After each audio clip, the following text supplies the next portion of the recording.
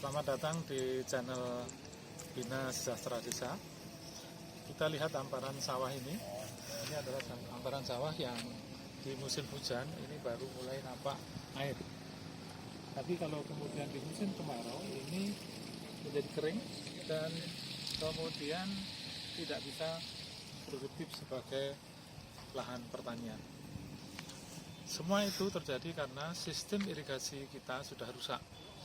Karena ekosistem kita, terutama adanya pengundulan hutan, kemudian juga habisnya hutan sebagai sumber daya air untuk pertanian di lingkungan Jawa pada umumnya, dan mungkin juga di pulau lain di Indonesia. Ketersediaan air yang cukup ini membuat input produksi pertanian menjadi semakin mahal, karena untuk produksi pertanian itu memerlukan air yang seharusnya itu murah, yang gratis, yang disediakan oleh alam. Selain itu, untuk input produksi mulai dari bibit, kemudian pupuk, itu yang menyebabkan industri atau produksi pertanian di Indonesia itu menjadi mahal karena semua berbayar. Sedangkan daerah tropis yang penuh yang ada musim hujan yang besar, yang kalau hutan bagus itu tersimpan, kemudian bisa mengalir dengan irigasi yang bagus, maka air ini bisa gratis. Dalam kondisi air yang gratis untuk pertanian, maka input produksi menjadi murah. Kalau ini murah, maka harga bisa bersaing. Nah, persoalannya adalah dengan input produksi yang mahal ini disertai dengan pupuk untuk proses produksi yang mahal, untuk perawatannya, untuk penyuburannya dan sebagainya, ini kemudian membuat harga hasil pertanian itu menjadi mahal. Hasil pertanian yang mahal ini akhirnya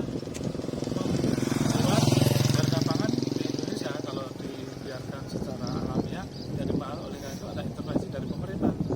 Intervensi dari pemerintah itu di input produksi, di pupuk, yang itu kemudian sebetulnya itu menguntungkan orang kaya, orang kota. Kemudian juga subsidi pangan, impor beras, kemudian pembelian harga murah untuk pertanian di Indonesia. Apa yang tengah ketidakmampuan bersaing hasil produksi pertanian kita, kemudian impor produk subsidi yang tidak sampai pada para petani, menimbulkan pertanian atau profesi pertanian ini banyak ditinggalkan oleh orang desa, sehingga mereka lebih suka bekerja di bidang perburuan atau di pabrik di kota, atau sebagai pegawai atau pebisnis di kota.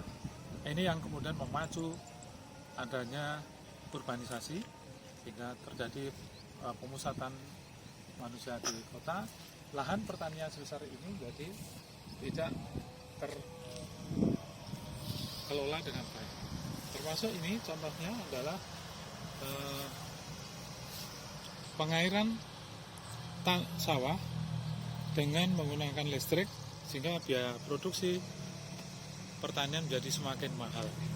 Dan ini yang membuat pertanian Indonesia tidak mampu bersaing dengan baik. Saya kira itu yang bisa saya sampaikan.